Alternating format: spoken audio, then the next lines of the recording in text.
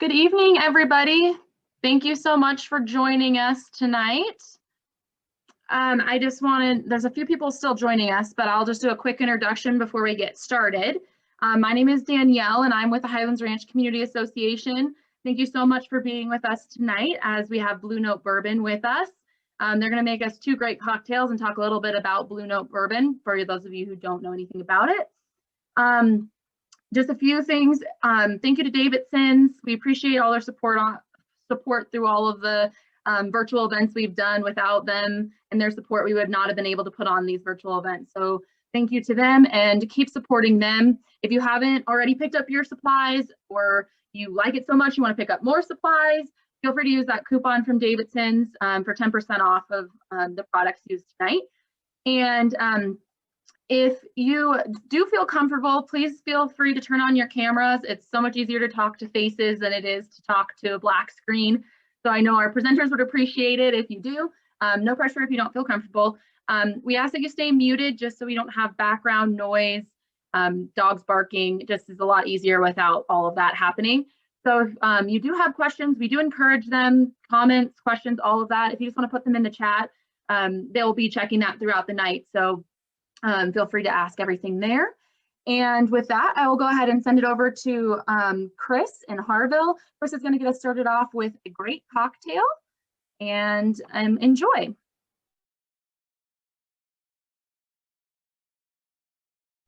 Oh, Chris, you're muted.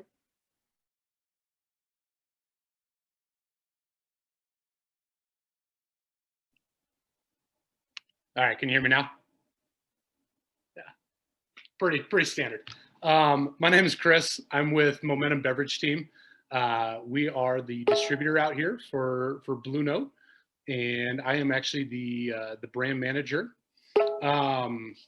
So yeah, to start, we're gonna actually start with the Manhattan in the Delta.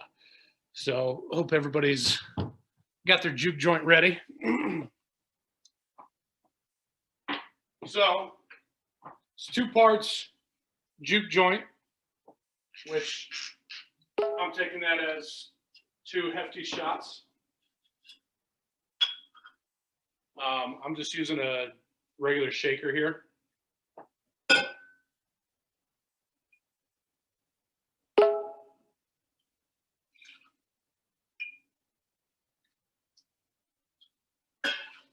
And then you're doing 1 part sweet vermouth.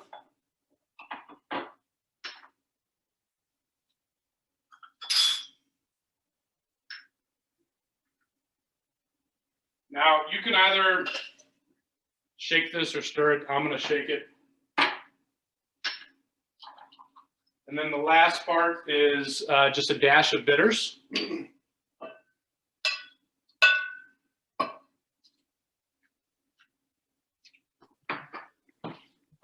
Hey, Chris. Yes. Can you move that chair just so everybody can see what you're doing? Fantastic. So, got everything here in my shaker. Now you can either stir this or shake it. I just like to shake it. And then I'm going to fill up my rocks glass here. Some ice and pour it in. And then the last thing I'm going to do is I'm going to garnish it with a couple cherries.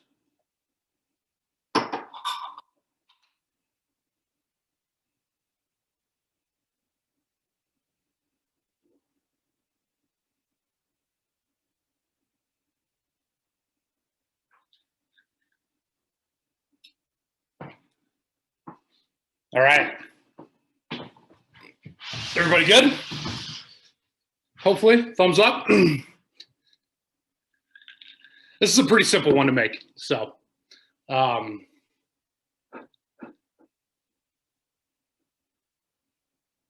yeah, and then now I want to introduce you guys to Harville.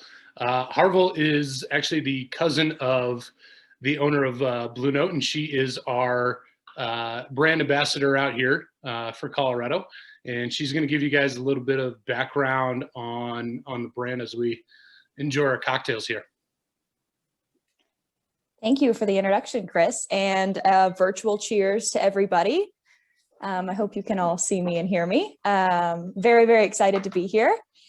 As Chris said, my name is Harville Havens. I am the cousin of the guy who got Blue Note started. His name is Macaulay Williams, and he is in Memphis, Tennessee. So I am out here as the Colorado market manager for Blue Note. So I handle everything from marketing as well as brand ambassador, and working with Chris and his awesome team to get Blue Note out here and really create some awesome buzz, which we have done. We expanded into Colorado at the end of July and have really, really taken off. So hopefully you've had Blue Note before tonight, but if you haven't, I am really, really excited that everyone's getting to try our Juke Joint whiskey as well as Davidsons single barrel pick for our rye. They are both two really, really great expressions. They're very unique, and I'm excited to kind of tell y'all why they are so unique and very, very special. So kind of as Chris said, Macaulay is my cousin, so I've had an interest in Blue Note for multiple different reasons since they got started, but Blue Note actually became a whiskey distillery in 2017. But before that, it actually started as a vodka distillery. They got started in 2013 in Memphis as a vodka distillery, and they operated for a couple of years, and the vodka distillery ended up going kind of belly up, which is where Macaulay found the company. He was actually at the time working as a lawyer in Memphis, Tennessee for one of the bigger law firms on the mergers and acquisition side, which is kind of interesting as to how he came into it. He was actually working on liquidating the company since it had gone belly up, and then ended up finding a group of investors and actually buying the distillery and converting it into the whiskey distillery that it is today. So that is a kind of a unique way that he got into the business and created the company. Initially, a lot of whiskey distilleries actually do start making vodkas or clear spirits. It's a way that a lot of whiskey distilleries drum up capital to invest in creating whiskey and aging whiskey. But Macaulay actually didn't have any interest in becoming any kind of other distillery. He wanted to solely focus on whiskey itself. So instead of doing any kind of vodka or grain neutral spirit like a lot of distilleries do in their early days, we actually started in the whiskey commodity business. So he started buying barrels, aging them for a while, and selling them just as a commodity, something he picked up in his days as a lawyer. He likes to call himself now a recovering attorney, but that was actually a great way to, it was very good skill to have to get into the business, because we didn't actually need to drum up any capital using any kind of grain neutral spirit. He actually bought and sold a lot of different barrels for a lot of different companies. We actually store a lot of barrels at our warehouse as well that aren't ours, just to, again, raise some extra capital. And that extra capital did end up paying off, because we were able to heavily invest in inventory and create the brand that is Blue Note today. Yeah, it's definitely for craft distilleries. I mean, obviously, bourbon is king, and everybody wants to have the best bourbon on the market. But in order to do that, it takes a lot of time and effort, especially time. I mean, really, if you want, people to be ranting and raving about your bourbon, it needs to be at least, I would say, six years old. So it's tough for a lot of these craft distilleries to start right off the gate with a great bourbon. And so that's why a lot of them start with, the vodkas, the gins. And that's really to just basically get capital to pay for their whiskey that's aging. And a lot of times people are like, screw it, let's just throw out, a 1-year-old, a 2-year-old whiskey. And so that's probably why a lot of distilleries too, they source. And there's a lot of places that you can source from. There's MGP, which is the old Seagram's plant in Indiana. There's quite a few places that source in Tennessee. These are just big time distilleries that have, anywhere from 2 to 15-year-old barrels that are just sitting around, and they'll contract those out. And then same with in Kentucky, there's a number of distilleries that also source. So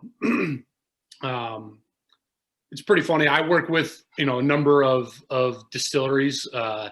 We distribute for Smoke Wagon, for Proof and Wood, for Bear Creek, for Lucky 7, a lot of kind of up and coming whiskey brands, and all of these guys all know who Macaulay is.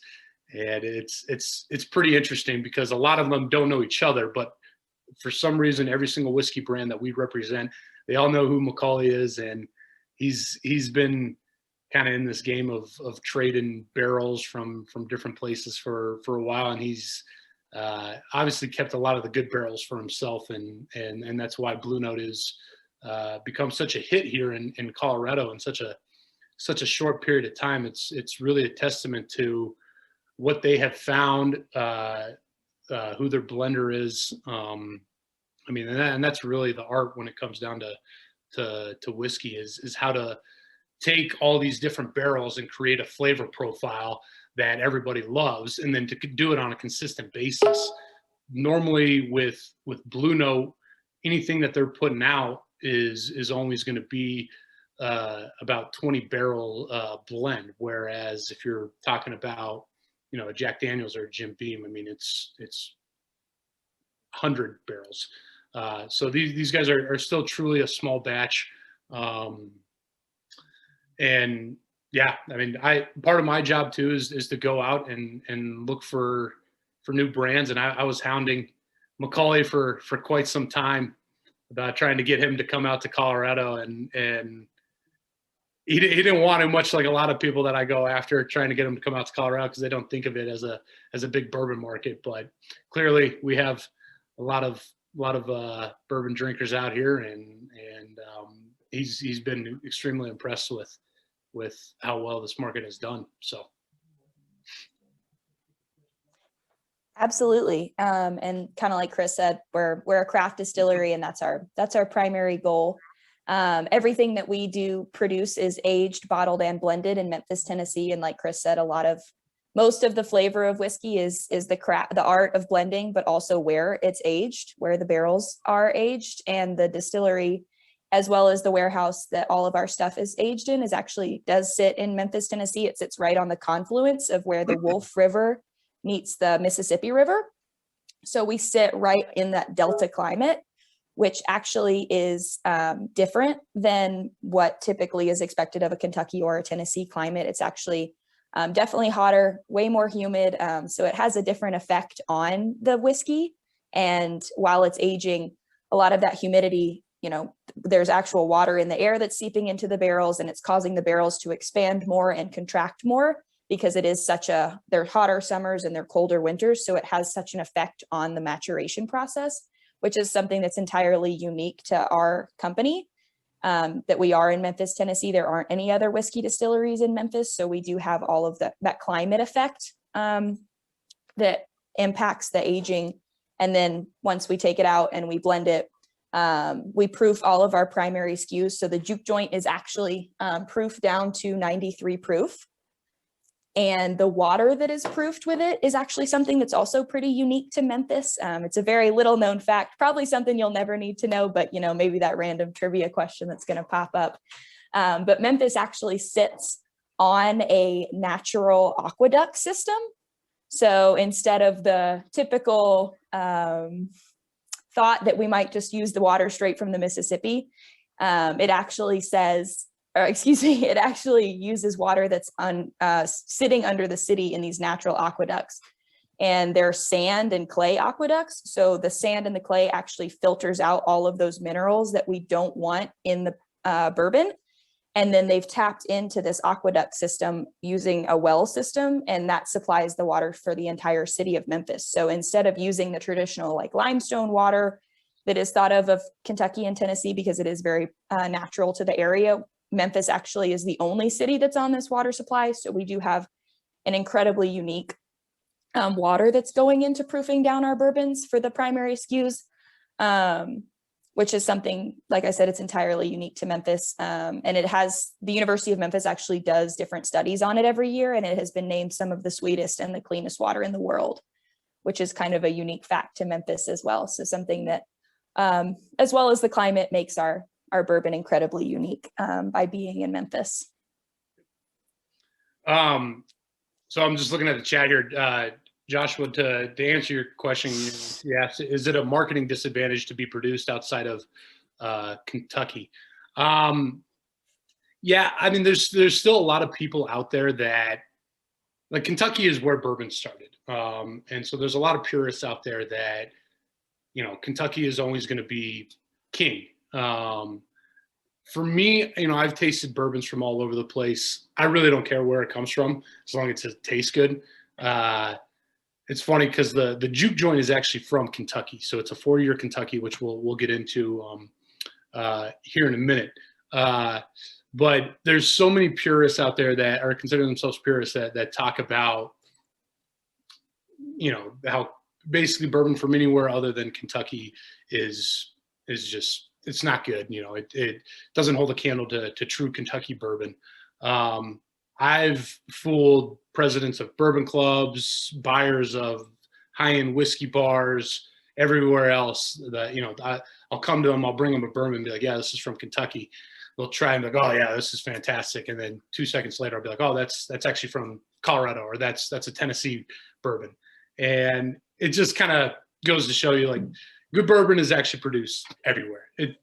There's no distinct flavor that you're going to get from a region. You might get some when you start getting into like Canadian ryes, but as far as bourbon goes, everything, I don't know. It really, a lot of the flavor comes from the blending, as well as the barrel and the oak. A majority of what you're tasting in your bourbon is coming from the oak, not the actual grain.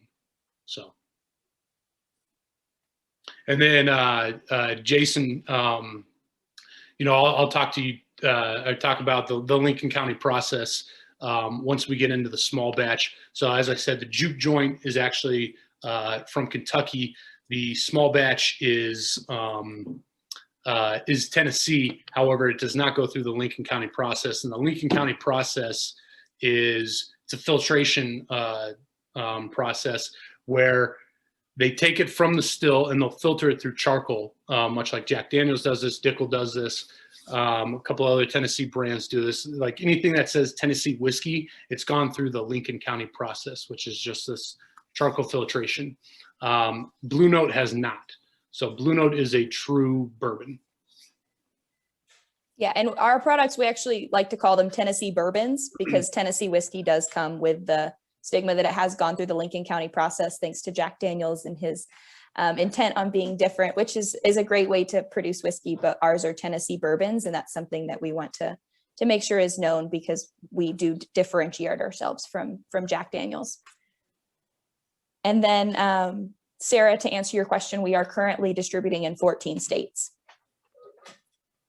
We moved into 8 states in 2020, which was an awesome achievement. There was a lot of opportunity to move into different states. So we actually moved into Colorado, Texas, and Florida being the biggest states of last year. But we are all over the South, as well as we're in a couple states kind of up towards the north. So hoping to expand even more in 2021. So it is an exciting time for sure. So Chris, you want to kind of hop into each of the different products? I can start with the Juke Joint. Yeah, let's start with the Juke Joint. All right. So the bourbon that y'all are drinking right now is our Juke Joint whiskey. It is one of our expressions that is on the shelves at all times. It is a minimum of 3 years aged, and it is, like Chris said, it is a Kentucky. It is Kentucky juice. So the mash bill on it is 70% corn, 21% rye, 9% malted barley to get that fermentation going. So it does fall in the category of a high corn, high rye. So you do get some of that spice of the rye, but it's also got a lot of the sweetness. What's really cool about the Juke Joint is that it's definitely got a strong amber color, which isn't totally expected from a 3-year bourbon. It's got a lot more color than one would expect. And again, we attribute that to the aging in Memphis. It is actually aged a year and a day in Kentucky. So to be considered a Kentucky straight bourbon. And then after that year and a day is over, we transfer it to Memphis to finish up the aging process. So it does get that good color from that humid climate. And the Juke Joint's actually cool with 3-year bourbons compared to like a 9-year bourbon. It has a lot of different flavors in it. You know, on the tasting notes, when you're just sipping it straight, you definitely pick up a lot of different flavors.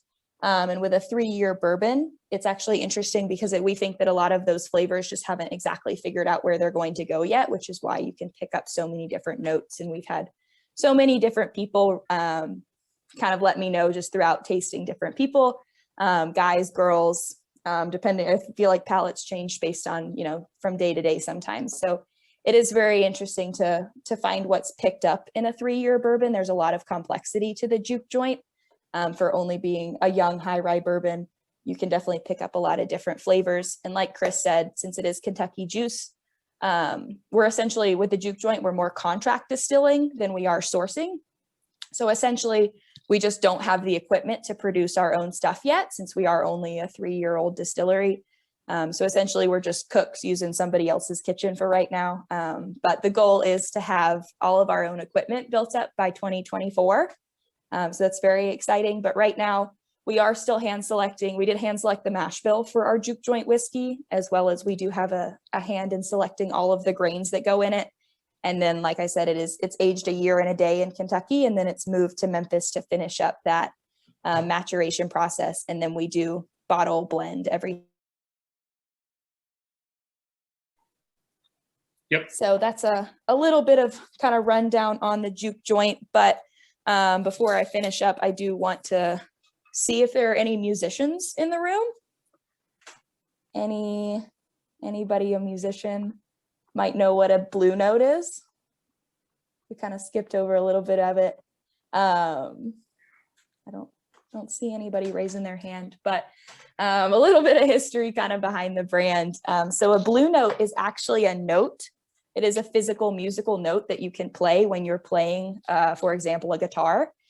And it is the note that they say gives blues music the soul and the power that it has, and kind of turns it into its own genre.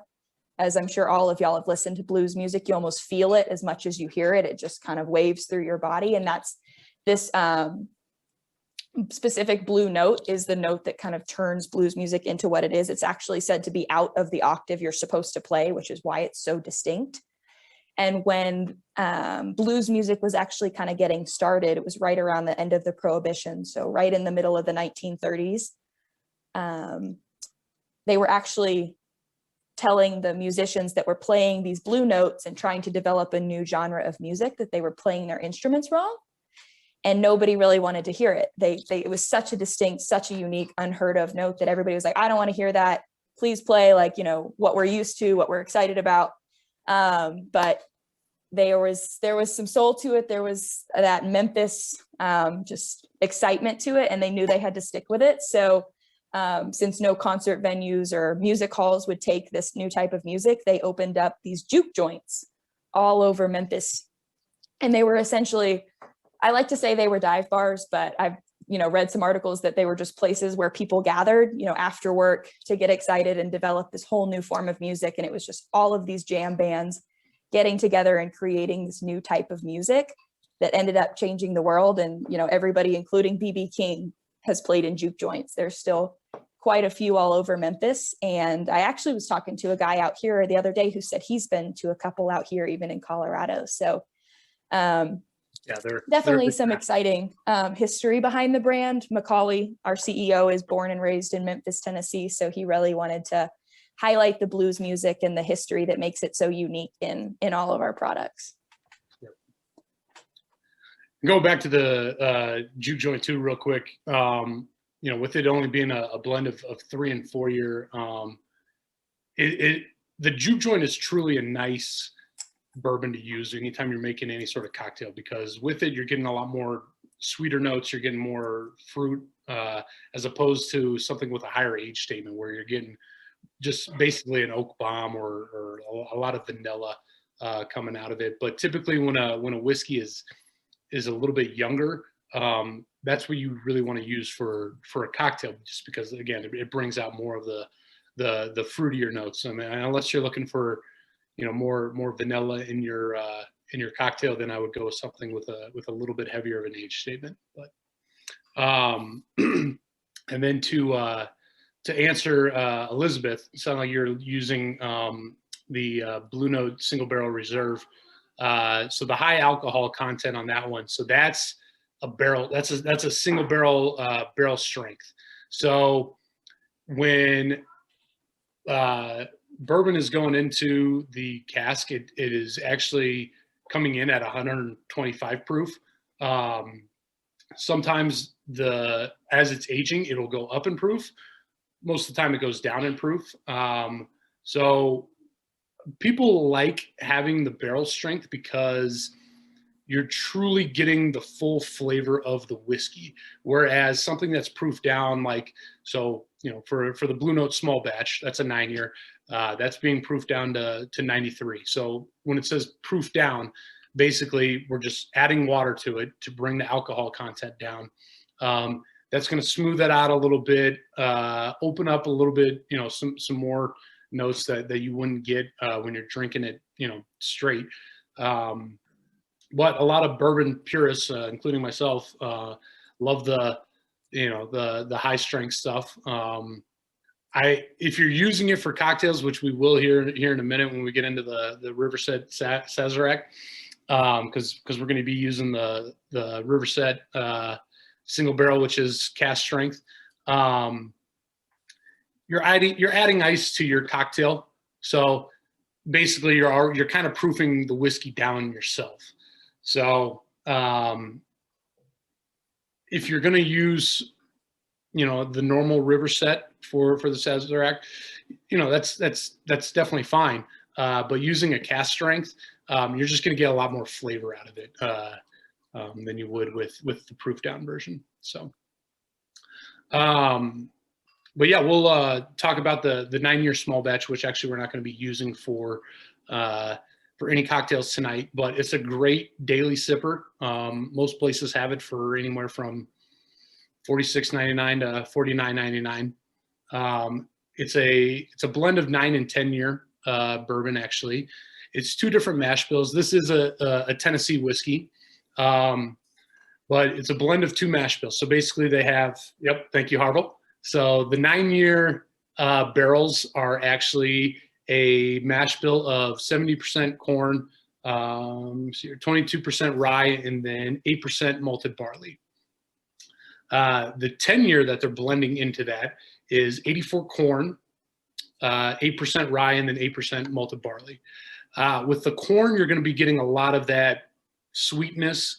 The rye, you're getting, that's where like the spiciness comes from. So like in the Juke Joint, that's a high rye bourbon. You're going to get more spicy notes, I guess, out of that one as you would the small batch. And then the malted barley is really there to kind of balance everything out. For people that are new to bourbon, what I always like to tell them is, first thing you need to do, you need to go try 100% rye. You need to go try 100% wheat. And you go drink a scotch. Go drink a single malt scotch. And so that way you're really getting those flavor profiles. So then you can kind of see the beauty of a bourbon where they're blending all of these ingredients into one. And I don't know, bourbon is, I think it's the best out there, but obviously I'm very biased. So, but getting back to the small batch here. So yeah, it is a blend of those 2 mash bills and those 2 age statements.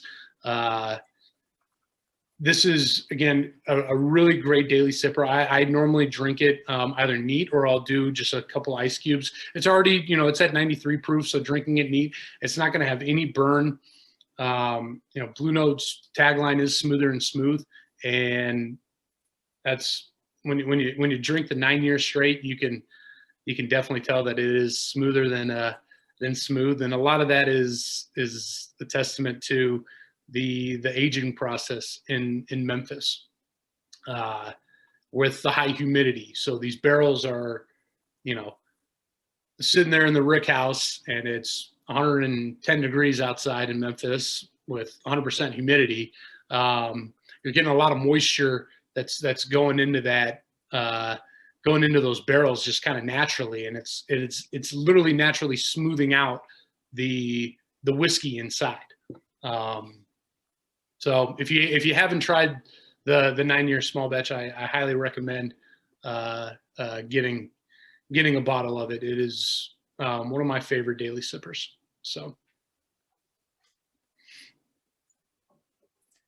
Yeah, the 9-year is definitely excellent. If you didn't see it, this is the bottle that the 9-year. It's got our big age statement here and our big blue note. It's a little bit taller than the Juke Joint. And then our final expression, which we are using a single barrel select of tonight, is our Riverset Rye. It is our rye expression. There we go. I see it. It does have a red label if you're not choosing a single barrel, but tonight, thanks to Davidsons, we are highlighting this single barrel pick.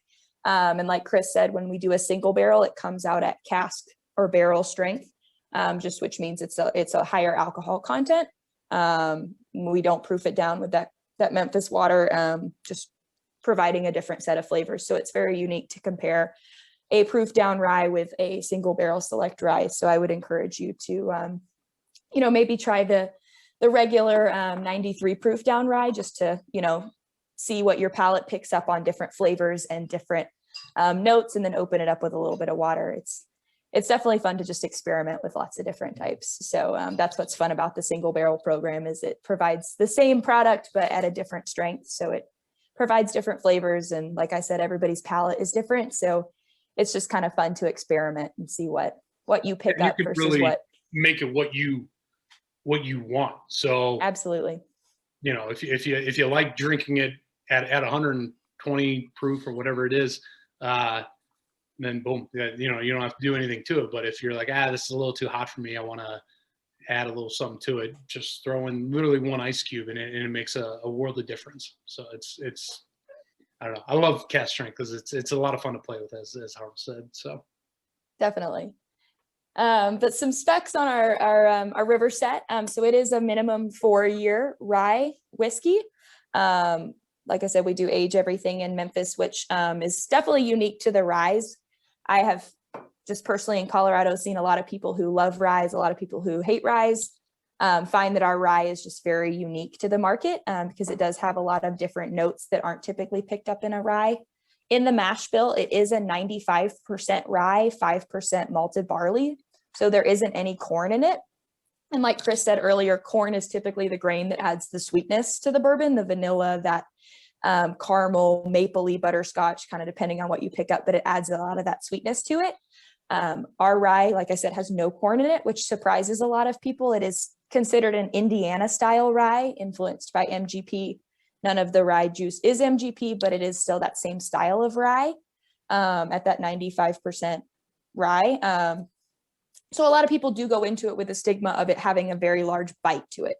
Like a lot of those typical ryes do, they come off and you taste it as soon as you smell it, you smell the rye, you taste the rye. It's got that very rye bite to it. Ours, you still pick up a lot of that rye, especially with our cast strengths. You get a lot of that high alcohol content, but it's on the finish, it definitely mellows out and picks up a lot of unique flavors for a rye, which makes, our rye definitely more of a unique product on the market than most of the ryes you're going to find. Similar to all of our other products, the Juke Joint, as well as the 9-year, we don't filter any of our products. Similar to the Lincoln County process is a filtration process. We don't filter anything. We leave everything that the juice picks up from the oak and from the barrel in all of our products. So you do get a lot of that mellow, unique sweetness as our barrels are aging in Memphis. All of our ryes barrel age in Memphis as well. It does, that humidity has a mellowing effect on the rye, and it definitely shows in a lot of the flavors.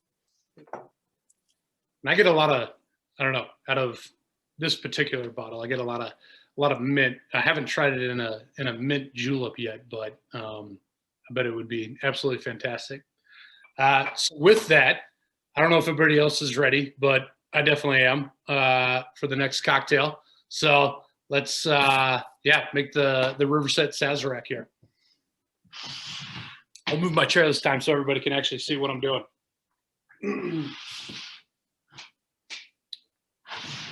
So again, I'm going to use my shaker here. This one is calling for 2.5 parts of the Riverset. So I'm going to use the single barrel from Davidsons.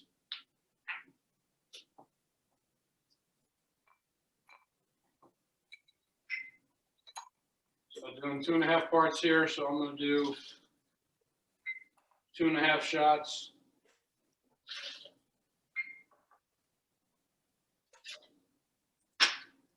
And then next, we are doing 3/4 parts simple syrup, which I learned earlier today that you can make simple syrup. I was freaking out like an hour before this and told my wife I forgot simple syrup, and she was like, well, just make it. And yeah, figured out how to make it. So I'm also the same guy that thought that sweet tea bags were a thing. So that's so you're doing 3/4 part of that. I'm just doing a 3/4 shot here. And then the next part, you're going to do a dash of orange bitters.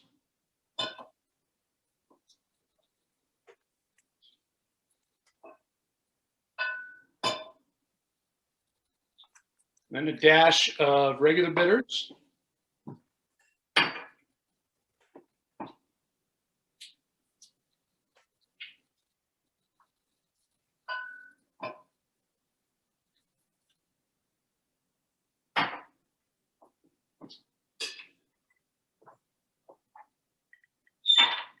And then the last part calls for a lemon twist to garnish it. I also forgot that, but not a big deal. So I'm going to fill my glass up here with ice.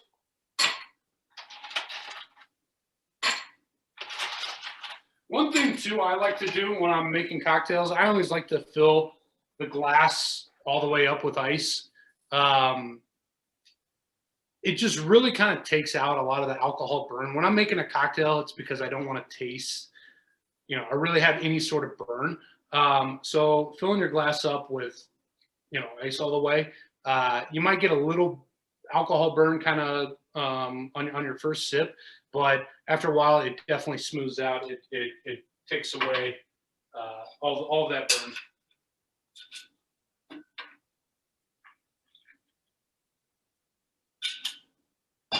I've had a bunch of friends that have tried to make me cocktails, and they put like 1 or 2 ice cubes in it, and yeah, it's not fun. It hurts.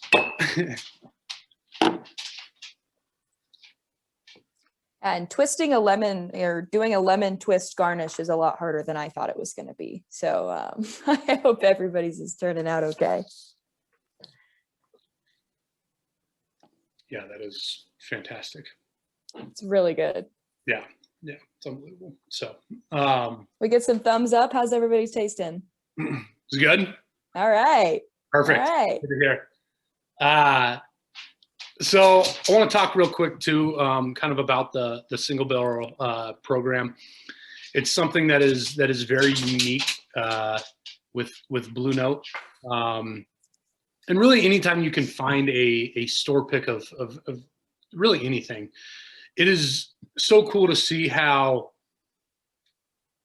these barrels will all have the exact same ingredients basically built into the whiskey. They'll be aging in the exact same spot in the warehouse for the exact same time. Yet when you taste them, they are wildly different. It's just kind of crazy. It's the whiskey as it's aging is going in and out of the wood, and it's picking up all these different characteristics of the wood, and really no barrel is truly the same. With single barrel programs, a lot of these distillers, what they do is as they are tasting barrels and trying to figure out what flavor profile they're trying to go with for their everyday blend, they'll try a barrel and say, oh my gosh, this is unbelievable, like on its own. I'm going to sell this as a single barrel. And so that's what Blue Note does. Their master blender there, he goes and he tries all these different barrels, and he picks out ones that he just thinks are phenomenal that need to be sold on their own. So then what he does is he sends us, little sample bottles of these different barrels that we take to different liquor stores around the state to have them try and pick out whatever one that they like the best, that they think that their customers are going to enjoy the most. And that's obviously, what we did here with Davidsons. I received 5 single barrel samples of the 9-year and of the Riverset Rye. Davidsons was my first account that I took them to. And I sat down with the liquor buyer there. We went through every single sample, and the one that's bottled that you guys bought for the Riverset is the one that we thought was the best. And then they do have a 9-year single barrel as well. That one is it's that mash bill. It's 70% corn, 22% rye, 8% malted barley. So it is going to be a little bit sweeter on the sweeter side with that high corn. And then too, it's about 122 proof. So it's funny when you taste it. It doesn't taste like 122 proof. You could tell people that it's 90 proof, and they would think that that's right. But it's a fantastic bourbon. This Riverset Rye is, I think, 118 proof. And it's the same thing when you're trying it straight. It's still very smooth, and just there's so many different cool characteristics that come out of it. I love doing single barrels. They're truly unique. It's a flavor profile that will never ever be replicated. And so anytime I see them, really regardless of the brand, I'm picking it up. So because it means that somebody enjoyed it enough to put a hefty investment into buying it. So typically these barrels are $10,000 plus to buy one. So yeah, we like to call them honey barrels. If you talk to anybody that is well versed in bourbon, they'll call them a honey barrel. Because they just that one specific barrel that just stands out above the rest. And it's like, wow, we've got to sell this barrel. It just is one barrel. Kind of like I answered Patty's question earlier with the small batch and the Juke Joint, we blend about 20 different barrels together to make that product before bottling them. But with these single barrels, we keep them entirely themselves. They're just such a unique barrel that we can't stand to blend them with anything else. We want to keep them all entirely themselves and give some of stores like Davidsons the opportunity that they are the only people to sell that barrel. And it's just an absolutely exceptional barrel of bourbon. And as y'all can taste today, like this rye, it's just an exceptional bottle of rye. So definitely unique with the barrel. For the price point too on both of these, it's not every day that you can go out and find a 9-year, cast strength single barrel for $59 or the rye for $39. I sell a lot of 4-year and 8-year single barrels that are cast strength, and some of the 8 years are in the $100 plus range. Some of the 4 years are in like the $60 to $70 range. And that's one thing that I love about Blue Note is they keep the price down. They make everything very affordable. You're never going to get a better quality to price bourbon or rye than Blue Note, really. Absolutely. And that's one thing that even Macaulay, as he's my cousin, I've obviously known him forever, but it is one thing that he's very aware of is that people shop by price, and, being price conscious is a thing right now. And as it always is. And we want to make sure that, we are conscientious of the fact that people do shop by price sometimes, but that doesn't mean that they deserve any less quality by just being conscious of, how much they want to spend. And that is why our Juke Joint, as well as our normal Riverset Rye, is on the shelf at, right around $30, because it is something that, is a huge factor in people's lives. And we want to make sure that we're providing incredible quality with the price conscious consumers in mind. So definitely something that we keep in mind every single day at BR Distilling. And Jason, to answer your question, each barrel, I don't know if you've ever heard of the angel share with barrels of bourbon, but like Chris and I have said, in high humidity climates, as well as just about any other climate, the proof goes down as well as the amount of bourbon goes down in the barrel due to evaporation. So depending on the barrel, I can't give you an exact answer to how many bottles come out of a barrel, but a guesstimate would be about 30 cases for us, which is 6-pack cases. So it'd say about 180 bottles per barrel. That's typically with like so for like the Riverset rye, that's a 4-year single barrel. And rye, you don't really want a rye over 10 years really. I mean, really anything over 6 years is kind of overdoing it with a rye. The oak is just overpowering the rye. A 4-year is definitely, for rye, is definitely a great sweet spot. Now with bourbon, you're kind of looking for anywhere between 7 to 10 years. Anything above that, again, the oak is just going to overpower it. It's going to be a complete oak bomb. And if you like that kind of style, then that go for it. But if you're looking for something a little bit more complex, something that kind of takes your palate everywhere, I would go for something in those age ranges. But too, as the age gets older, so for like these 9-year barrels, I think they're typically yielding about 26-pack cases. Whereas, the 4-year Riverset barrels, those are going to be about 30 cases. So as it gets older, also too, if it's being stored somewhere like in Nevada or even here, where there's no humidity, you're going to be losing a lot more angel share. So if somebody's sitting on like a 10-year barrel here in Colorado, I bet those barrels are probably yielding about 6 cases, and that's about it. They've probably lost a lot to evaporation.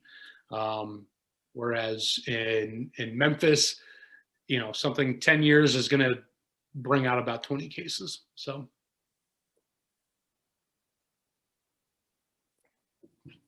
All right. Well, we definitely want to leave some time for some definite Q&A, but Chris and I do want to touch on some of the exciting stuff that Blue Note has coming out for the year. So y'all have got to try our Juke Joint whiskey, which is on the shelves kind of at all times, and then a single barrel rye, which is definitely a limited time deal. Obviously, we do 1 barrel per store at a different time, so it is a little bit limited, but we do have some exciting stuff coming out as well that we kind of wanted to talk about, just so that y'all get an idea of, what Blue Note is thinking for the future, and that we're always looking for some experimental, different expressions to keep it exciting. So one of the things that we do have coming out this year is called our Crossroads, and it is going to be our Juke Joint whiskey. So the whiskey that was in our first cocktail. But it is kind of an expression similar. I don't know if y'all are familiar with Maker's 46. It's not going to be similar in taste, but for the idea behind Maker's 46, we are taking our Juke Joint whiskey, which is aged 3 to 4 years, depending on the barrels that are blended together. And we're adding toasted oak French staves to the Juke Joint whiskey and letting it soak for 4 to 6 weeks, which adds just a whole different flavor profile. Those toasted oak French staves are different than the typical barrel that it is aged in. We age all of our bourbon in American oak barrels. So this is adding an entirely different oak, as well as a different toast level, which adds a whole new charcoal filter to it. So we're very, very excited about it. And it is going to be something very unique. And Chris actually is going to tell you a little bit about the story behind the Crossroads, because as you guessed, we love Memphis, so it's obviously got a little bit of history behind the name. So Chris is going to tell you a little bit about kind of the history behind the word Crossroads. Yep. Before that, real quick too, just the difference too between French oak, American oak is absolutely insane. I don't know if a lot of you guys are into wine, but having a wine that has been aged in French oak as opposed to New American oak, the flavor profile is totally different. So if you're unfamiliar with it, honestly, I would go out and try wine. Try a wine that's been aged in French oak. It'll typically say it on the back label. And too, if you ever come across a bourbon that's been aged in or finished in French oak, so to be called a bourbon, it has to be aged in New American oak. Otherwise, it won't have bourbon on the label. But there are some bourbons out there that are finished in French oak or other barrels. But trying those different flavor profiles is really gonna kind of hone in what you'll figure out exactly what it is that you like. But yeah, going back to the crossroads here. So Blue Note, obviously, being big into the blues. I don't know if any of you are familiar with Robert Johnson. He is an absolute blues legend. He was born in the early 1900s. He died in like the late 1930s. But some people consider him actually the world's greatest guitar player. There's not many people that have actually ever listened to him because there's like maybe 5 recordings of him. But there's this story about him. He grew up very poor. He grew up on a plantation in Mississippi. He loved blues music, always wanted to get into it, loved the guitar. Started playing at a young age, but he wasn't very good. And so there's a story about him going to a crossroads at midnight and making a deal with the devil. And the devil would grant him this incredible talent if he sold his soul to him. And as the story goes, he did, and he became just this blues legend. There's a lot of famous songs that are being replicated by a lot of famous artists out there, including B.B. King and John Lee Hooker, that actually were Robert Johnson tracks. But people that ever saw him play at a juke joint, he was famous for playing in juke joints, said that, yeah, I mean, the guy was just way better than anybody else they'd ever seen. I mean, his guitar playing was literally legendary. There's people like Eric Clapton, there's even Jimi Hendrix, there's a lot of famous guitar players that talk about Robert Johnson being a major influence to them and to blues music. So kind of a cool little story. There's a documentary out on him on it's either Netflix or Amazon. I watched it a couple months ago, and I don't know, I've always loved blues and rock and roll, and yeah, it's definitely worth a watch. So absolutely. Yeah, and the Crossroads is going to be an expression hopefully coming out second half of the year, so definitely keep an eye out for it. And we should hope to see it kind of in between the 9-year and the Juke Joint as far as the price point goes. But we also do have, Blue Note Bourbon. If you're on Instagram or Facebook, we are going to be posting regular updates. So if you do want to keep up with that, please follow Blue Note Bourbon on Instagram and Facebook, as well as Riverset Rye has their own Instagram and Facebook as well. So if you are interested in the Crossroads, as well as some other expressions we're doing this year to keep things exciting and keep things new, please make sure you keep up with us on social media. But in addition to the Crossroads, we are actually also doing a barrel strength of the Juke Joint. So as y'all tasted a barrel strength of the rye tonight, we'll be doing a barrel strength of the Juke Joint as well. So that's also something exciting. We know that the Colorado market, as we know, they're very thirsty. They're also very thirsty for some very exciting flavors and some high alcohol content whiskey. So it is something that we're looking into doing as well. So both of those should probably be happening second half of the year. So something to look forward to if you are going to keep up with us, which I really, really hope you do. And yeah, so those are two definitely exciting things that we're doing. And then Jason, to answer your question about the story behind the name Riverset, as I kind of mentioned earlier, our distillery and warehouse does sit right on the confluence of the Mississippi River as well as the Wolf River. So right where two different rivers are meeting each other, which does create the Delta climate that we've already talked about. But we just really wanted to highlight Memphis is known for sitting right on the Mississippi River. It actually does separate Tennessee from Arkansas. So the Mississippi River is a big landmark for Tennessee, as well as from a historical standpoint. The Mississippi River has actually carried the nickname of the Whiskey River since the early 19th century. As Chris kind of said earlier, bourbon got started in Kentucky. That's really where it really got its start of distilling, aging, creating this new type of whiskey. But one of the biggest markets for it was actually down in New Orleans. And so the way to get all of those bourbon barrels from Kentucky to New Orleans was right down the Mississippi River. So it became known as the Whiskey River. Everyone saw every day these big boats, these big flat boats, steamboats, carrying whiskey barrels down to New Orleans. And obviously New Orleans was definitely a colony of French immigrants. So they recognized that this whiskey was coming from Bourbon County, Kentucky. And they said, where's our bourbon whiskey? We need more of this bourbon whiskey. And that's actually where the term bourbon kind of got its start, is it was coming from Bourbon County, Kentucky. But all of the French influence down in New Orleans recognized the term bourbon as it's a French influence term.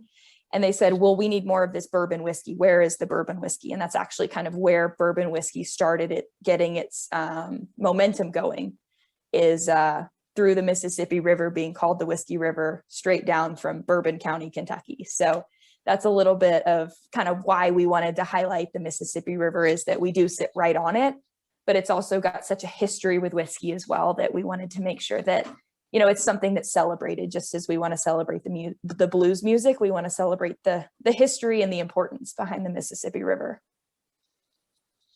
Yep. And yes, that is an excellent song.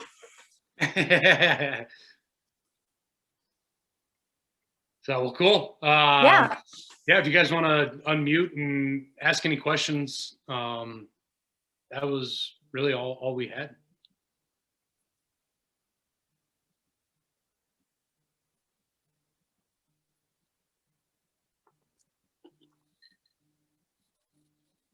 We also have a couple of trivia questions too that we wanted to throw out there for a couple of fun Blue Note prizes.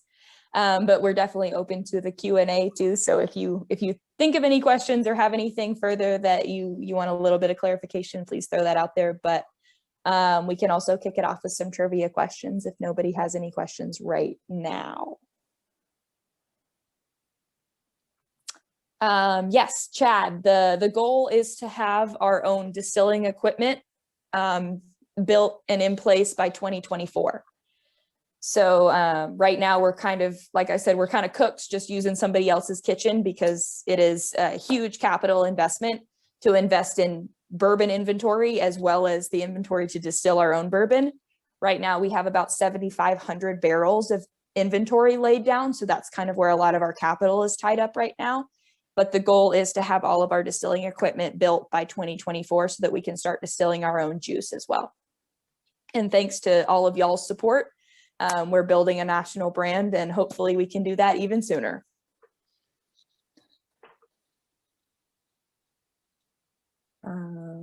Cool. Okay. First question that we will throw out there then. Can anybody, and feel free to unmute yourself or feel free to throw it in the chat, whatever you're more comfortable with, but can anybody tell me what a juke joint is?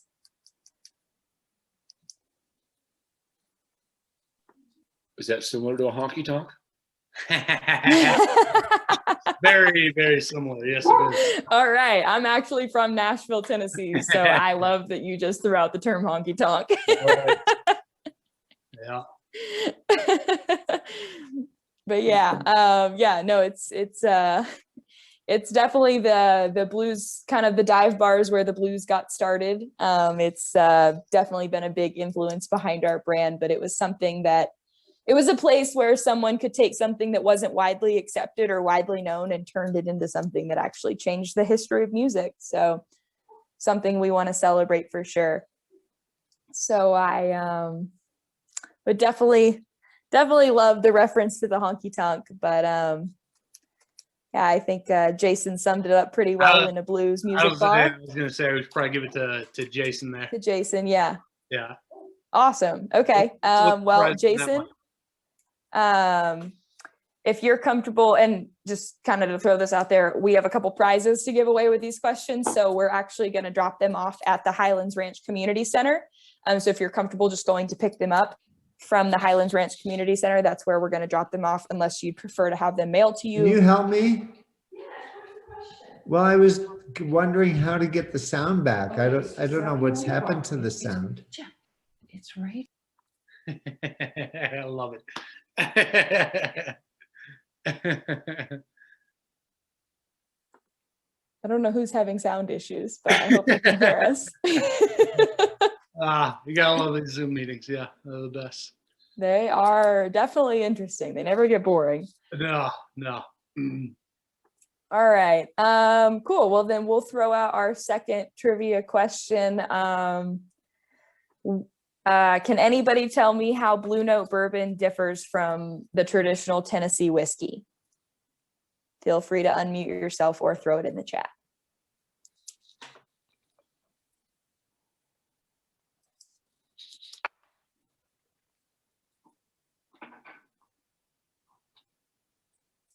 Boom. Chad's got it. There you It go. does not go through the Lincoln County process. And I don't know if I fully touched on this earlier. So the Lincoln County process is a form of filtering whiskey and bourbon. All of our products are completely unfiltered, which also means they don't go through the Lincoln County process, but they also don't go through any kind of filtration process. And as we've kind of touched on, about 60% of the flavor of bourbon, they say, comes from the maturation process. And part of that is obviously the bourbon moving in and out of the barrel through that toasted charcoal layer and absorbing different flavors. But in addition to the flavors, the wood, that new American charred oak, has a lot of natural oils in it. And so in addition to absorbing a lot of that flavor, it absorbs a lot of the oil that's just naturally present in those oak barrels. And once we pull all of the bourbon out of those barrels, a lot of the big players in the game will filter those out. It's called chill filtering. So when you pull the bourbon out of the barrel, it has absorbed a lot of those natural oils just present in an oak barrel. So when you chill it down, those oils will conglomerate and then they can be filtered out. But when filtering that out, you lose a lot of the flavor and you lose a lot of the mouthfeel. And we don't filter any of that out. We leave all of those natural oils in, which contributes to such a rich body of the mouthfeel. So in addition to not going through the Lincoln County process, we also don't filter out any of the oils or do any kind of chill filtering. So it's something that's an emphasis on craft and something that we want to make sure that is expressed in all of our products. And we leave all of the natural flavors and oils and everything that the bourbon absorbs through the wood, which is what makes bourbon bourbon. We want to leave all of that into our products. So long-winded answer for yes, Chad. You've got that. You've got that one. Or Patty. I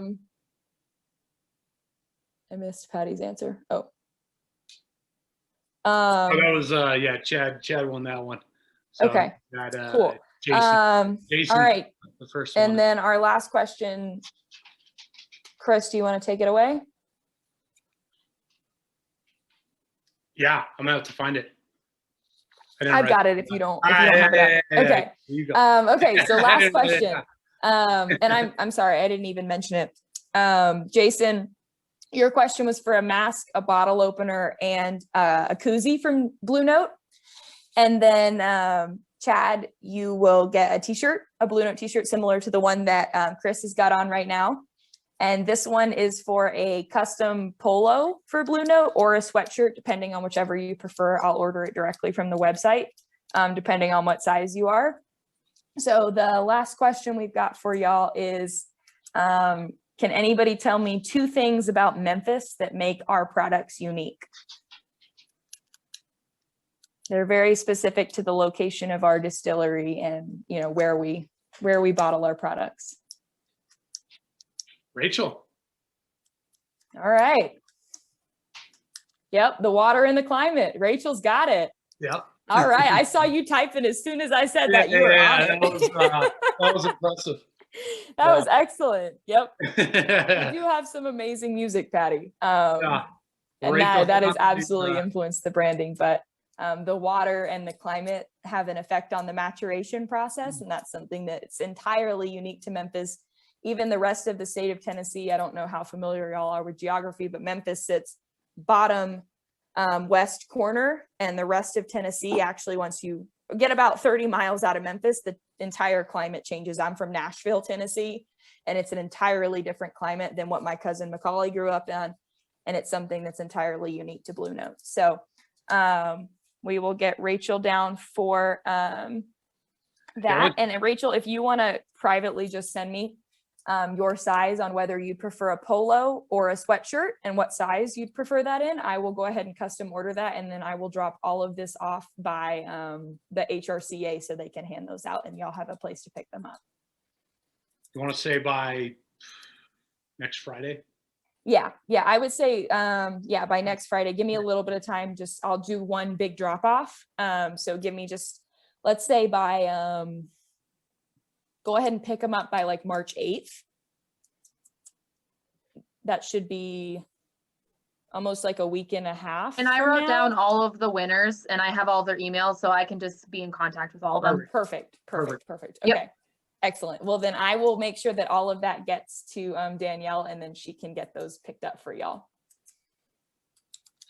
And we're coming to Montrose, so we just hired a rep for down there that's starting April 1st. So Southwest Territory of Colorado will finally get some Blue Note. So right now we go as far as Grand Junction, but we are not in like Telluride or Montrose. Really, mainly here in the Front Range, as well as like Breckenridge and Vail.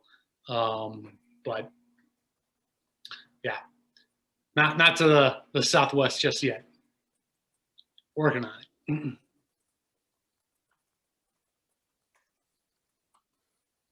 Well, cool. All right. Well, thank y'all so much. Yeah. We really appreciate y'all hanging out with us for an hour tonight and drinking some bourbon and whiskey with us. And again, thank you to Danielle and the whole Highlands Ranch Community Center, as well as Rebecca with Davidsons. This has been really, really fun. Thank you guys so much for being with us, and thank you everybody that joined us. We appreciate you. Thanks Chris, thanks Harville, thanks Blue Note. We hope that you guys support them and support Davidsons. Like I said earlier, if you liked the products tonight, or if you didn't already buy them and you want to buy them after you've heard all the great information about them, don't forget to use the Davidsons coupon that I sent in the email earlier so you can get your 10% off. Now is the time to grab those bottles or try something new. So we definitely hope you guys pick those up. And our next event will be on March 11th, and it will actually be our St. Patrick's Day celebration, which is going to be super fun. We're going to have people from Bushmills making Irish coffee. We're going to have Davidson's beer specialists sharing some of their favorite St. Patrick's Day beer. Davidson's spirit specialists sharing some of their favorite St. Patrick's Day cocktails. It'll be super fun, and a whole slew of things for people who like spirits and like beer, and kind of putting it all together. So we hope you join us for that. And with that, I will say good night and have a great rest of your night and weekend.